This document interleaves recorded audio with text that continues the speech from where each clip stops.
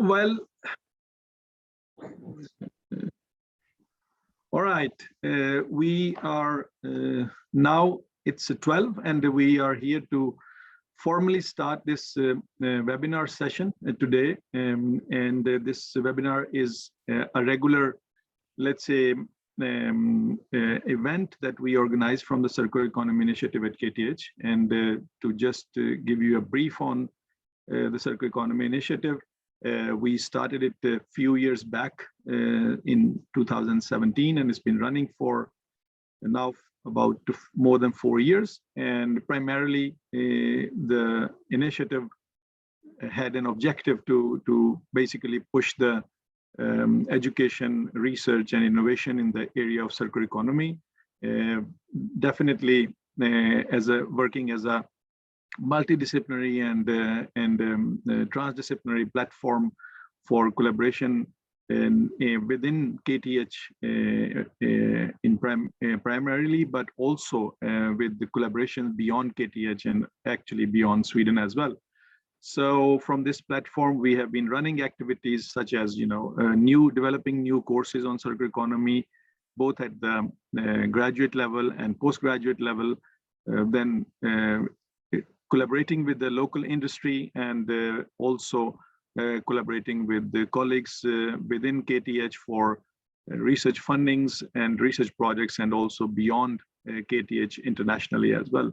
So the initiative formally will be running until the end of this year, and probably then we'll make another decision at by the end of the year that how it might take the shape of a center, or probably continue running as it is. So you will hear from us further.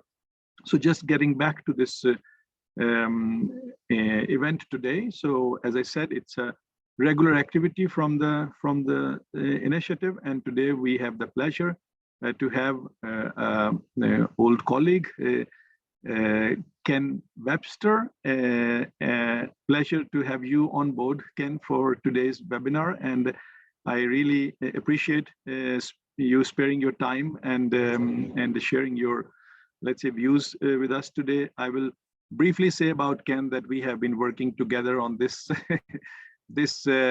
I would say, starting with the European project back in 2013, and since then I have seen Ken very actively working with the topic, and I have been trying to follow, but I don't think that I have been following everything from you, Ken. So today will be a good opportunity that you let us know what has happened on your side of the world in circular economy.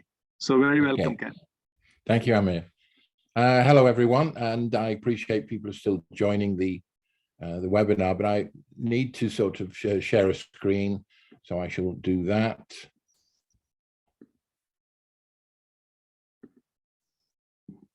And run that up to the full level. There, I have a new book out just while we're getting together, called ABC and D, Creating a Regenerative Circular Economy for All. I wrote it with Craig Johnson, an old collaborator.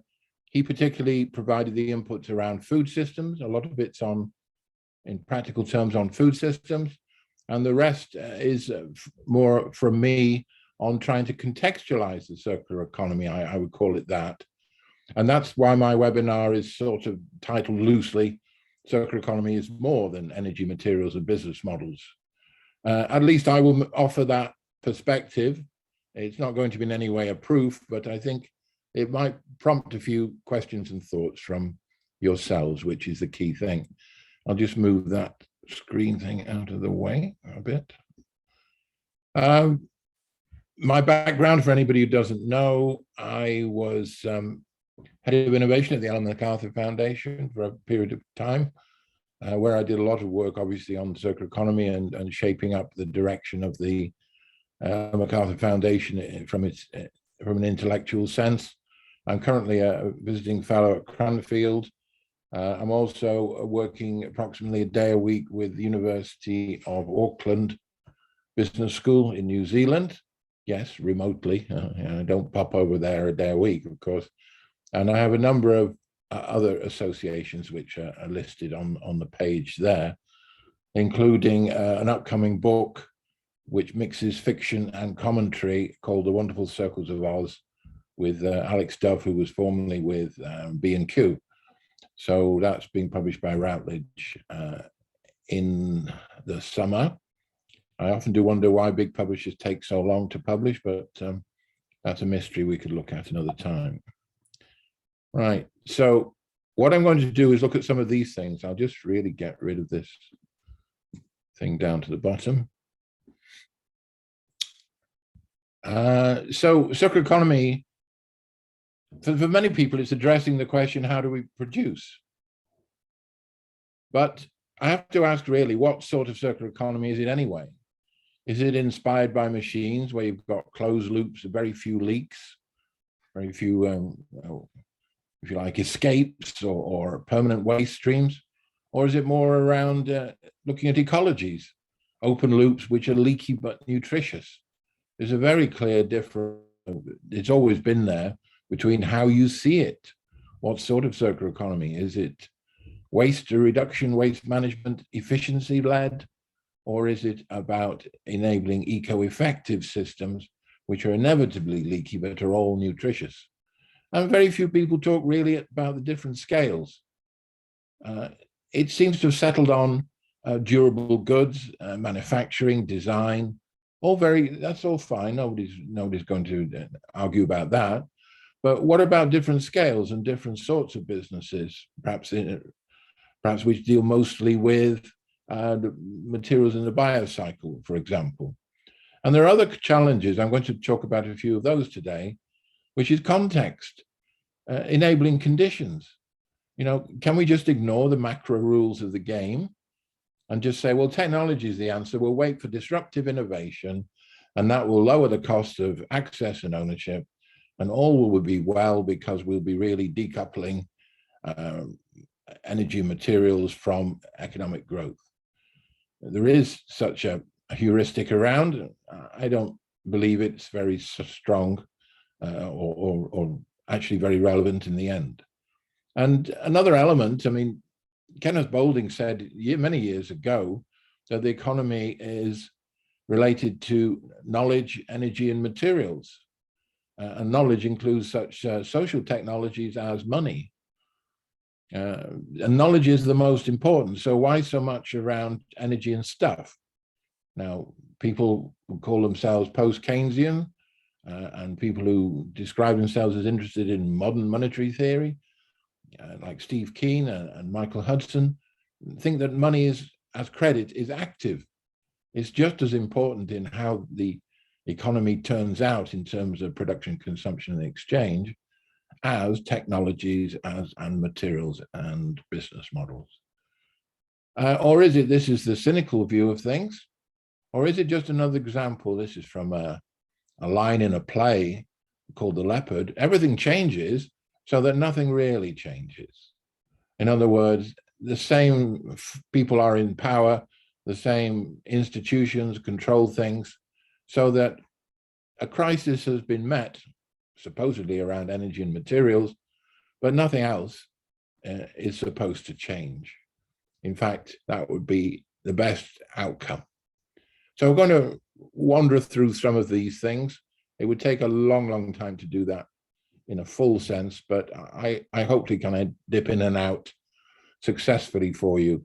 I'm just, you know all the basics of circular economy, but I just wanted to point to some research that was done by colleagues, partly at Exeter University, Stefano Pascucci, just really sharing the commonality around what a circular economy entails. And it's, I've highlighted the key things. It does bring together other schools of thought, we know that, and it's principally a narrative able to inspire policy actions. So it's about getting something done and getting the right support to do that. Secondly, it is about innovative industrial systems, and that makes it very, very modern. It's an eco-modernist approach, really, if you want to use the jargon. But it does have something to it which talks about eco-effectiveness. It's about the system as a whole working well, not just an individual firm or an individual instance. So it spins off environmental benefits and social benefits by means of an eco-effective approach. Now that's quite challenging. We can unpack a tiny bit of it, but behind it is this sort of thing, also from the same research, which shows many of the contributory schools of thought very active throughout this sort of period. You can see it's a deeply historical evolution of ideas. They use living systems, insights from them, not to parallel it, but to use insights from living systems. And one of those key insights is that it's about capital maintenance. It's about stocks and flows which reinvigorate the stocks. It's also about nested systems, which is what another insight from living systems could be described as. And whether you pick that up or not seems to make a difference about how you conceive of the circular economy you're going to work with or try and shape. Now, there's the classic diagram here, and you know all of this sort of thing, but I wanted to bring out a couple of points really. And it's sort of illustrates that idea that we forget about what's really going on.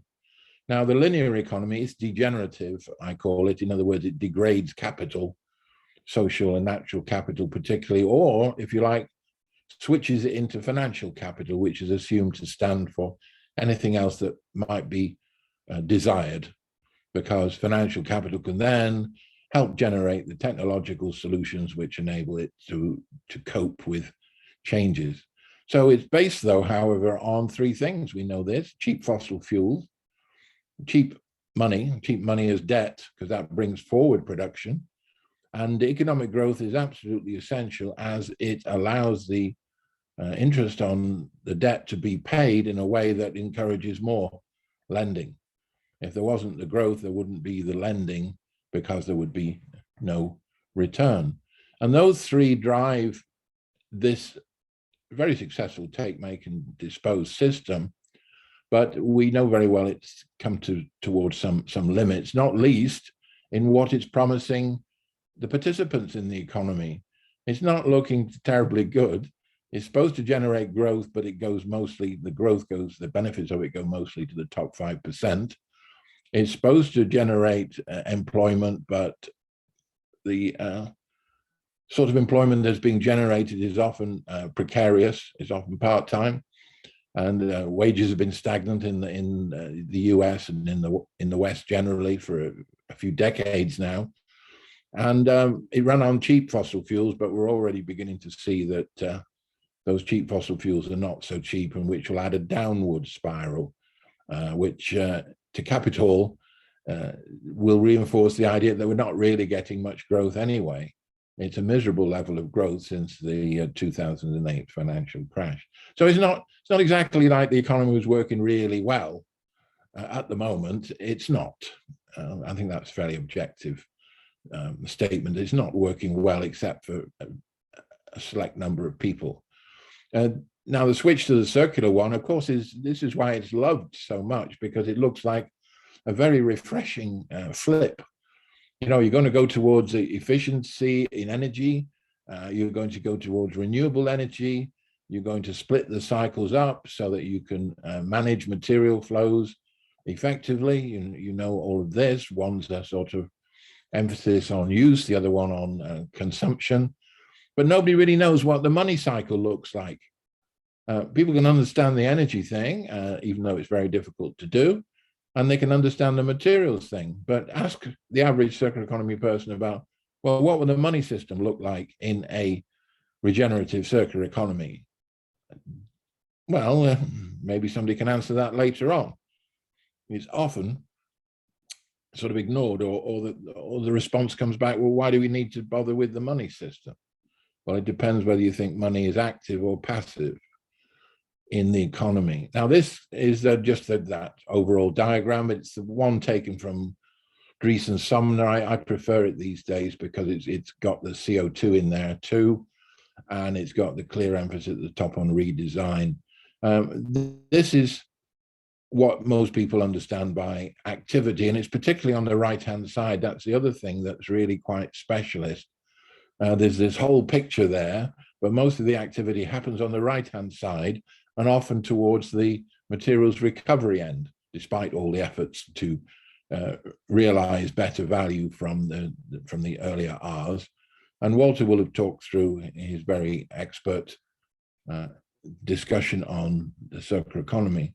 But if I, in a practical sense, but if I just pick up what I think is probably the most sort of accepted heuristic around it, this is from Potocznik, working with systemic nowadays. It used to be with the EU, of course.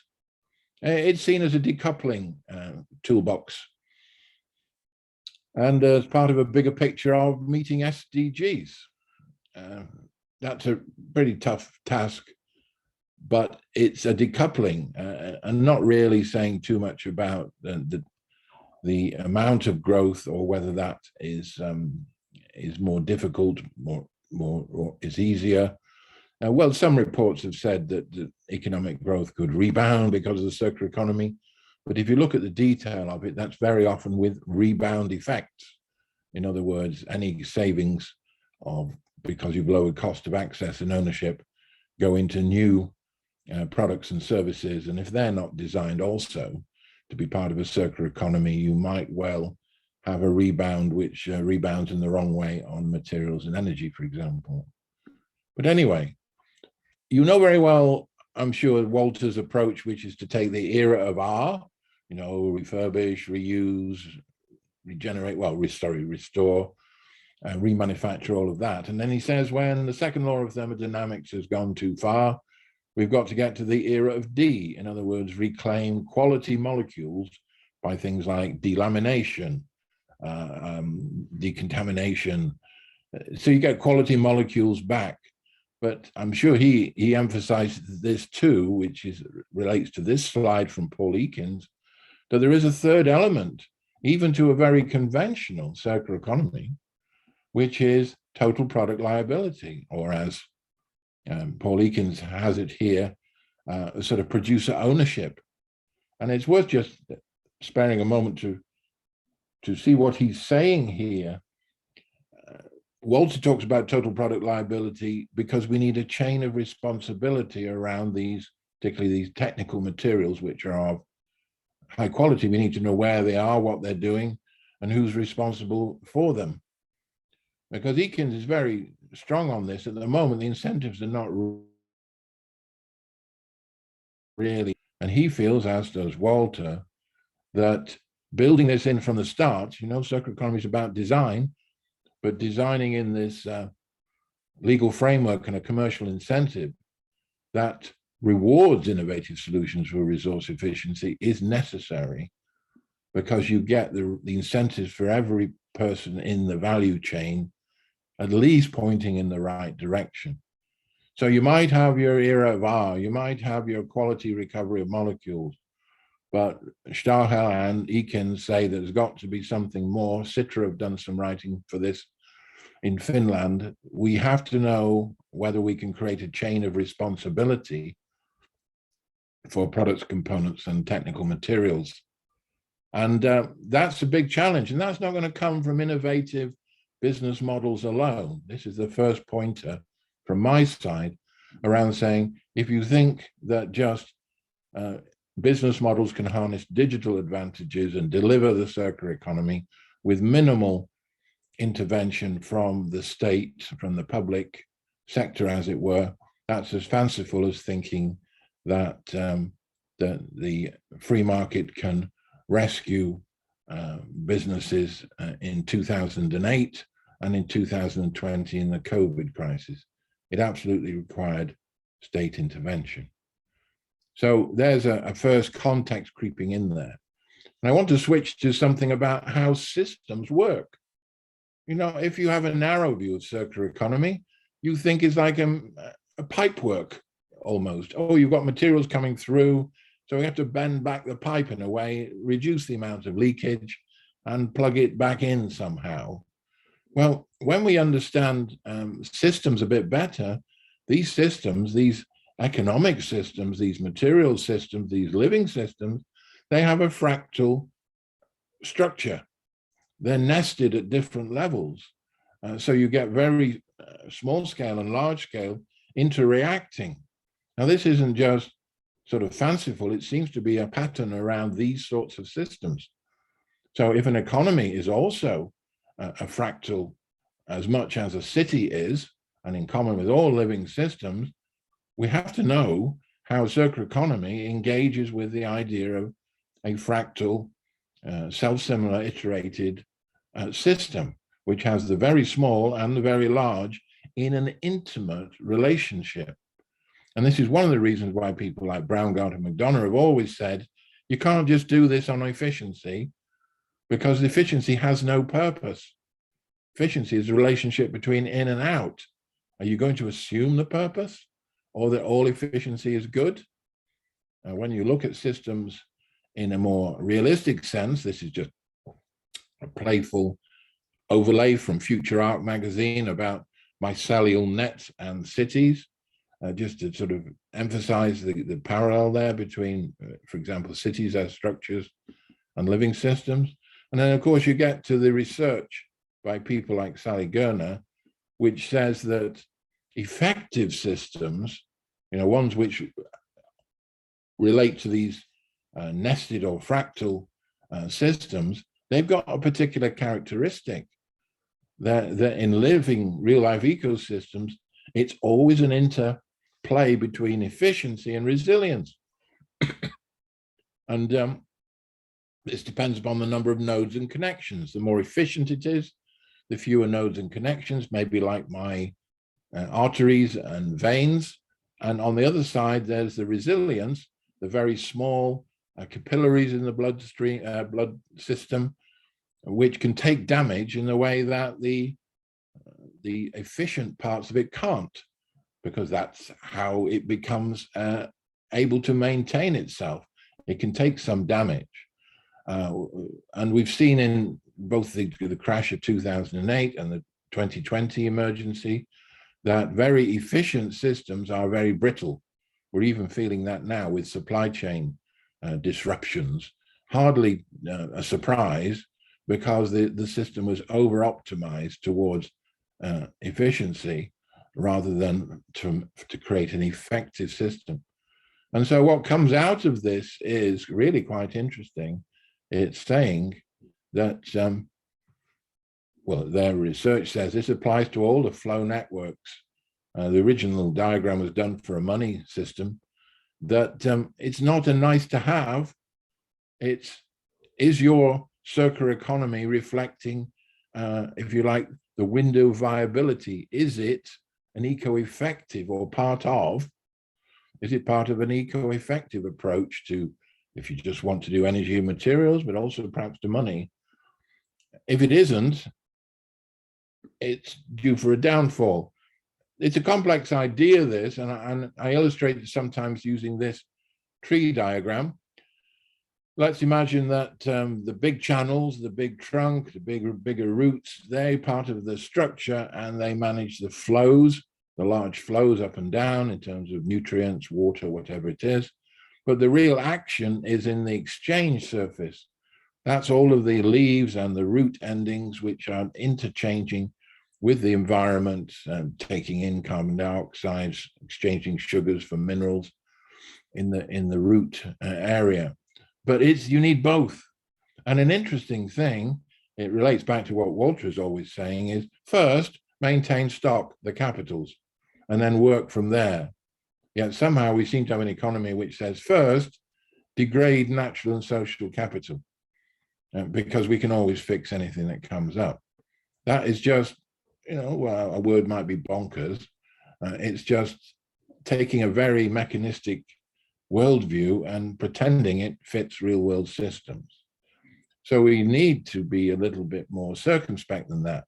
Now, if we just focus on the city, as we have been just now, we would need policies which improve the flow efficiencies and the exchange resilience. And these are functionally different. Flow points to economies of scale as a way of lowering costs. You get more for less. Everybody's familiar with that. It tends to lead to concentration in the industry, few firms and large volumes. But the exchange benefits from adding value with what we have, and economies of scope or diversity.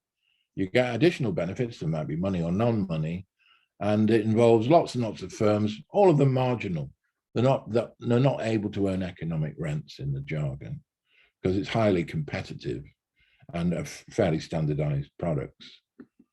So it's not a nice to have, as I said, but a logical necessity if the aim is an effective circular living systems inspired economy in a city, if you're still staying with the city thing. So let's just move a little bit forward, but taking this bigger picture in hand. We know very well from people like Kate Raworth and others that is to work within the cycles of the living world. It runs on sunlight, etc., etc., etc. Ideally, and it is regenerative and restorative by design. It emphasizes order. It emphasizes capital maintenance and perhaps increase, because it's supposed to be a positive footprint. It talks about abundance, not scarcity, or the potential for that. And Paul Mason, a commentator, noted that although we haven't said too much about technology, at the moment, it's getting easier and easier to make things. And his quote is there and readable. There is a sort of contradiction, because it's getting easier to make things, and yet there's a system of monopolies, banks and government desperately trying to maintain an information asymmetry. So everything is pervaded by the fight between network and hierarchy. And in an era of overproduction, you see a lot of activity around consolidation in industries, the emergence of monopoly and oligopolistic practices, which increase the amount of economic rent or unearned surplus to these firms. And circular economy suits those people, because if we're not selling so much in a throughput way because markets are changing, because aging populations, why not sell less and charge more? You preserve your revenue then. And if you control or dominate the market, the circular economy says we can take products, components, and materials, make them into asset classes, which is the name of the economic game at the moment. It's a rentier economy. It's based upon extracting economic rents from the system. It's not about growing the system productively. So circular economy is a great idea in an era where there isn't so much obvious productive growth to be had. Spot on. And so that's why context matter. And Mason is illustrating the other direction here, which is towards decentralized and disintermediated. And particularly if you're looking at the biomaterials side, where you can't so easily patent what you're up to, because it might be applying mycelium to agricultural waste, you could get a very different picture of the economy, one that's more about a network of exchange. And Raworth again says we need to distribute value far more equitably among those who co-create it. Typical ideas, particularly the last one, expanding the commons. So making resources more available to a community of users and encouraging that. And she tops it off by saying the circular economy has to be regenerative and restorative, but also distributive by design, because it's all by design. This doesn't happen just by, oh, well, we might get that consequence from this new capitalism. And we don't get that from rentier capitalism. And dear old, dear young Gunter, it reinforces this by saying, look, we need to respond to basic needs as nature does, by evolving from sufficiency to abundance, whereas the current model is all about scarcity and earning from that scarcity. So what would enable this more balanced economy, which would also have a circular economy core to it, because it's about leaky but nutritious material cycles and flows. Some typical ones here to improve the exchanging function are these, you can read those, it's nothing you haven't come across, but it's providing the tools, places, and workspaces to enable participation in the economy around goods and services that aren't dominated by IP. And an example is Poblenou, just in a district in Barcelona, which has been an experiment in creating a more self-sufficient city. You can look that up. But what about at the bigger level? Because I wanted just to get on to enabling conditions to finish with. We surely have to be managing macro flows of expenditure and income for circularity and exchange, because at the moment it's an extractive economy in a material sense and in a monetary sense. Control of assets allows extractive economic rents, and control of materials sources like fossil fuels or minerals also generates a lot of economic rent. Now, Walter and many others, me included, have talked about let's shift taxes from people, because they're renewable, to non-renewables like waste, waste and minerals, and even land is non-renewable. Perhaps there needs to be a citizens' wealth fund where fees perhaps from carbon taxes are placed, and which then generate just a basic dividend, something for everyone, as their right to have a share of the resources. We've mentioned infrastructure spending with redefined specifications, and of course procurement and stuff like that, which would be deliberately done to favor smaller suppliers. So what sort of circular economy is emerging? It really matters. I think there's the circular economy of centralized, top-down, IP-dominated, in-house. It's very much a control thing. It's a controlled, closed-loop economy. But there's also the other one we've been talking about, Paul Mason was mentioned, using open standards, open source, where everybody is better off because everybody is better off. But in terms of a systems perspective, it's not one or the other, but it's getting that balance right between efficiency and resilience. The right-hand side one emphasizes resilience. The left-hand side one can, on a sort of global scale, introduce some significant efficiencies. So it's the question about how these two are interrelated. And it pushes through into the perceptions of a circular economy in this sort of way. This is a table from Kate Rayworth. I've amended it. She's got the 20th century economics down the left-hand column, and the boxes illustrate the typical circular economy responses. Yeah, we accept it's an embedded economy and it's a dynamic one, but this is more about a transition. It fixes, circular economy might be fixing the materials and resources issues. It's closed loop and closed source dominates. Design, reduce waste and so on. But the attractive thing I think many people believe in is that circular economy is part of a transformation using a different worldview, a dynamic systems insight, with materials and resources as step one. So it would include all of those elements there, not just the ones in the boxes.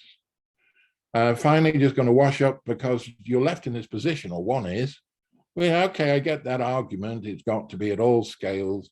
It's got to be more about more than just energy and materials. It's got to be perhaps regenerative and distributed by design. Well, what does that mean? Well, let's take a world view. There's the world with energy flowing through and dissipated out the other end, always linear. But from it, we get self-autopoietic systems, living systems, which, if you like, draw on that energy to defeat temporarily entropy. So we're looking at complex dynamic systems with the emphasis on circularity. That's how the world works. But let's say there are two cycles. So there's one worldview and there are two cycles, materials and energy, and they're fully intertwined is a proposal. Now, what four principles for each would help create more circularity? Well, these are just as suggestions from what could be an almost endless list, but for the purposes of discussion. A basic dividend, why not take economic rents, which are unearned income from, say, controlling minerals, fossil fuels, whatever, or from people who were carbon taxed, and what about feeding it back into everybody's pocket as a basic dividend? It has economic justice to it. It has an environmental effectiveness to it. And if businesses need customers, where are they going to get the income from? And basic dividend has got lots of good things to say about that. Also, stop taxing renewables, please. It skews it prevents prices telling the truth. So that's part of the context for providing a basic dividend. It helps provide the source for it. Build infrastructure and build the commons. People need access to tools, places, resources, etc. And finally, most radically, Steve Keen is keen on this, there's so much debt overhang in the world, private debt, that a debt jubilee is an idea that might be worth bringing up, which would be to cancel some particular debts to enable a reset of the economy. Because at the moment, we have highly indebted populations. On the other side, everything you're already familiar with, like rebuild and regenerate capitals, waste is food, shift from goods to service, and celebrate diversity and scale. The effort of all these things is to go from extractive to circular. Now, even Adam Smith wanted the great circulation, which was about defeating the landlord, about making sure income flowed through everybody's hands, through multiples of competitive business, and enable government to do its job as well. So it's not exactly a new thing, but it's funny how we don't recognize the extractive economy as including the money cycle and only talk about resources and energy. I'm arguing that you can't fix this without bringing money into it and bringing all of the scales into it. And I summarize it like this. I say, the economy is one perspective, two main sides and four principles for each. It also, somebody told me, is the STT telephone code for Chester in North England, but I don't think that's particularly relevant. Okay, I'm going to stop screen sharing now.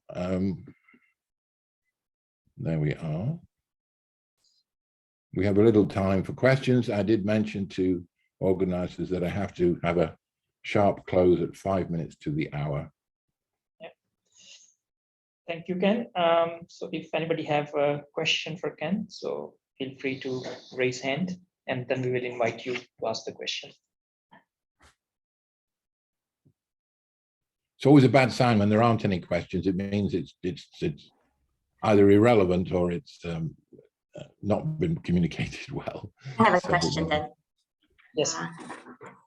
First, I would like to say that I really appreciate your talk today, because I think it's particularly relevant for the audience that we usually gather at KTH. We tend here to be very focused on the positivistic solutions, or let's say, the ecological modernization, and you bring it up in a way that you suggested. We really need to revise a system of systems, and I work with cities, so I really appreciate your view on again, urban systems that are larger systems, and it's really appreciated, and I'm glad you talked to us about it. But my question is more about how we actually move into making it an instrument of change or transformation. Like, what do we as a society need to do? And well, you had some suggestions that are building the commons and cancellation of debt, and making managing flows in different ways, including the money flows, which I agree are commonly overlooked. So the question: who bears the responsibility, and how to bring it? Well, we've been through a period in which it was assumed that the private sector was better at doing everything, and so you just left it alone or just fixed it when it fell over badly. I think now people like Mariana Mazzucato are talking about the enterprise state, or missions for governance. So there is, I think, a role to reset the narrative, first of all. So even before you get to government, you need to have an imagination which can tell you something about how you want the future to look like. You know, after the World War II, there was a post-war consensus for the Western nations about what they would do. They would keep demand high and manage production consumption, make it a more national economy or keep it that way, guarantee high employment and reduce costs for workers in terms of welfare, housing and all education. They did that. That was the story then. Then a story shifted for many nations to one which is characterized as being neoliberal, where it's, oh no, a private sector is more efficient, can deliver what you want. You don't have to control finance. And this will loosen up and globalize and reduce costs and improve welfare in that process. Now that story also lasted until, from say the end of the 70s through to 2008. And then what's significant, say people like Yanis Varoufakis, is that the progressive and the center don't have a new narrative. Sort of social democracy has been in decline as an idea because it's not offering a different story. It's only offering modifications to essentially a neoliberal approach. So what's the new story of the economy? Everything starts, as Yuval Harari's good on this, you know, the social commentator and writer. He's very good on this in saying that we need a new story about what progress means for society. And this is where, in the end, things like circular economy can come in, because it's saying, well, what we really want to do is to move from extraction to circulation. We've got some tools to help us do this. And the system conditions, if we could get them, would be prices telling the truth, the redirection of investment from residential and other financial assets into the productive economy.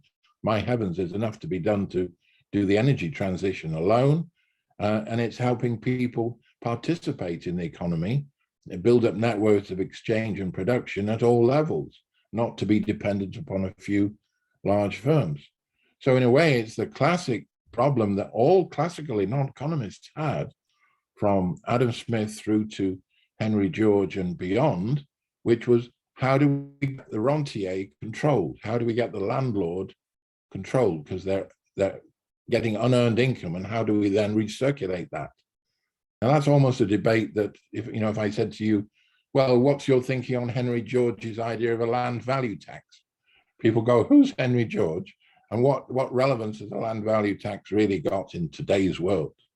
You know, these ideas are so sunk and or displaced that we can't design the narrative, and then we can't ask a representative government to follow a narrative if we haven't got one, because we've no clear idea of where we want to go to. That's what I would say. So you can't just take a list of problems and say, well, we want a bit more public transport. Forget what? That's not a narrative. Oh, we want some more recycling. Oh, really? Great. Have a nice day. So what we most need is a story about how the economy will be, and then you can fit circular economy in it because it contains that notion of circularity as being more important than extraction. So that's not really an answer. It's a fantastic question, but I'm just pitching in that it's difficult, yes, but what I'm trying to do at the moment is play more with narratives about stories about the future, which might be possible. So the very least would be make prices tell the truth and compensate the poor for the economic rents which are extracted by and too much of an emphasis on financial and other assets.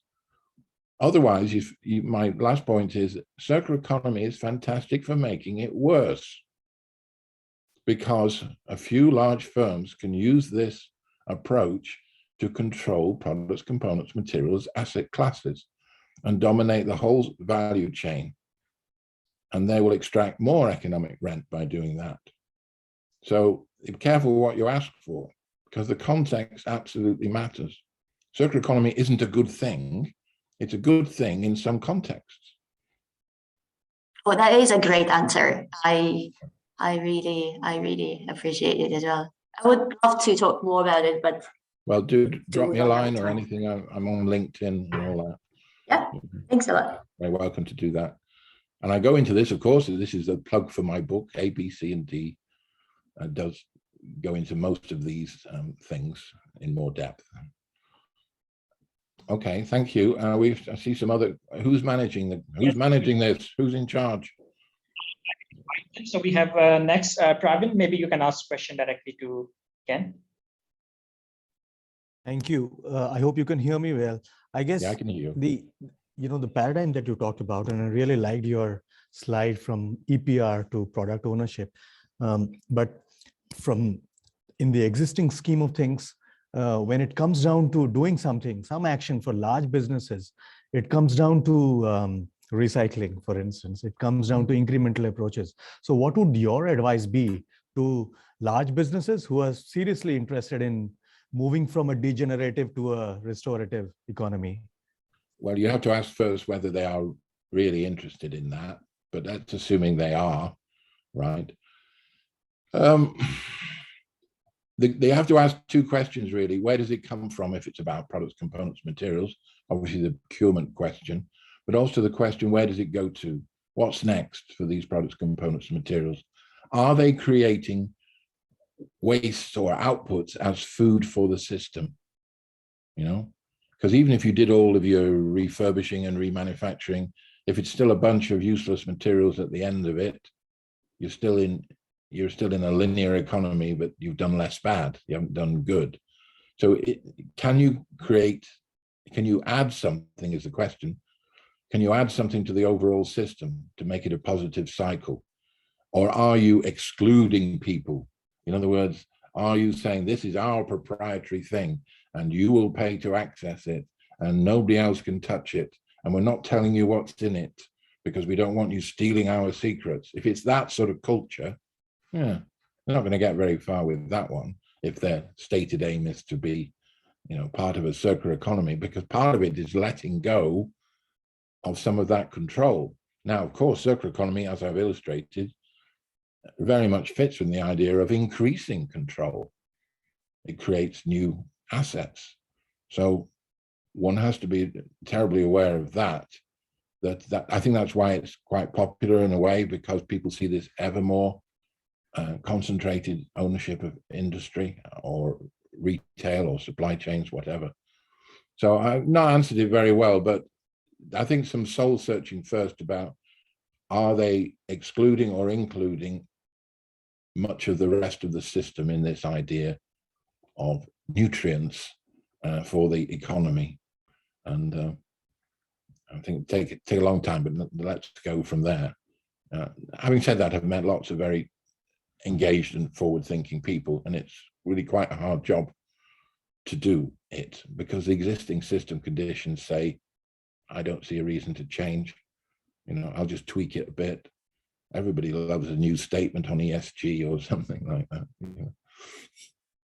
Okay, thanks for that one. Thank you. Yeah, you probably already knew the answer. It's really tough. We have one more question on the chat. Actually, there are many, but the next one. Now I will read because I think his place is a bit noisy, so he cannot ask. Is EU already enough enabling the deployment of circular economy through the Circular Economy Action Plan? What you suggest to politics to increase the speed towards a circular economy? All systems, well, at least living systems, are based upon fairly simple relationships which iterate, which feed back into each other. You know how a tree grows, it replicates, cells divide, and it's got a DNA to it. At the moment, when you're trying to do a circular economy, when prices don't tell the truth, how far do you think you're going to get? Now, that's a job for governance, is to say, how do we make prices tell the truth, but not create social disadvantage? Now, people like Peter Barnes with the fee dividend approach, I think are very positive. So the EU is not doing enough to set system conditions to enable what they want to happen. They're doing good things. I'm not raining on their parade, but I'm saying at some stage, my argument is that we have to get down to the economic conditions which promote circularity, rather than just let's tweak it a bit or let's reduce VAT a bit. this is almost like, let's hang on to what we've got, but we'll change a bit because there is a sort of crisis going on, which is which is difficult. So that's the harder one, is system conditions. Yeah, so that's the hard one. And can we stop taxing people, please? It's like, it's almost impossible to suggest, but why do we tax people? It's convenient. It's not because they're a great source of income. They're a great convenient source of income because of historical reasons, income tax and purchase tax. But what about taxes on land values? What about taxes on economic rents from IP? What about taxes on unearned income from asset expansion? Because the paradox is, last point, EU and UK and all the rest of it, they boost asset prices by their monetary policies. And these asset prices decrease the available expenditure for households. And so and households are also full of people who are taxed with income tax and everything. So is there any wonder it's a system which is building inequality, which tends to be deflationary? Just wait for the energy prices to hit even more. In other words, it's a dysfunctional economy when it comes to making decisions about energy resources and income. We tax the wrong things, we don't charge the right prices, and nobody wants to look at it because the middle class vote for assets. Where do you think the wealth in Britain is? It's in the ownership of houses. And governments do anything to keep the value of assets up. So they're not as interested in the productive economy as they are in the unproductive economy, in my view, and also in the view of people like Michael Hudson, who's very good on this. So it's a hell of a shift is needed. So I think the EU is doing good things, but there is a more profound shift yet to be revealed.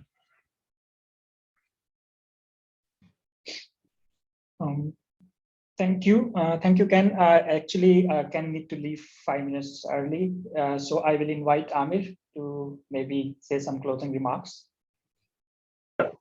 Thank you very much, Shoaib, and thank you, Ken, for an excellent talk with a lot of, let's say, I would say,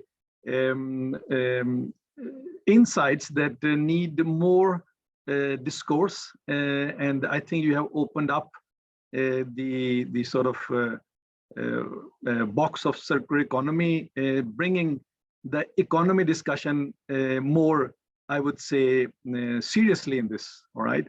So circular economy, in my opinion, has always been missing the part of economy discussion. So circularity has been focused way more than I think it should have been. But I really appreciate today's discussion. And even if the economy was being discussed, it was very much the mechanistic view of economy.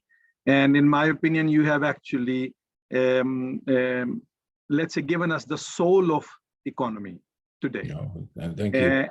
And this is fantastic. I think, especially keeping in view that here we are probably predominantly a technical audience, and maybe never, let's say, delve deeper into these discussions. So it was a fantastic talk. Thank you very much, Ken. Can I just say, if anybody... And then you have asked us to actually continue coming to you, in fact. Yes. So I want to just say thanks to everyone. And if there are questions that I haven't had a chance to have a go at, send them through to me, and I'll try and respond to them, Amir. Yeah, you've got some questions in your chat, but it's always frustrating to have put a question in and not have it discussed. But if I can help in any way with following up with some of the questions, I'll try. Okay, it will be highly appreciated. Okay, so I look forward to further discussions, Amir, and I thank everybody there for their time and for engaging so positively in the discussion. Thank you, right. And we wish you rest of the journey safe and pleasurable. Yeah, thank you very much. Bye now. Take care. Bye. Thank you. Bye-bye. Bye-bye.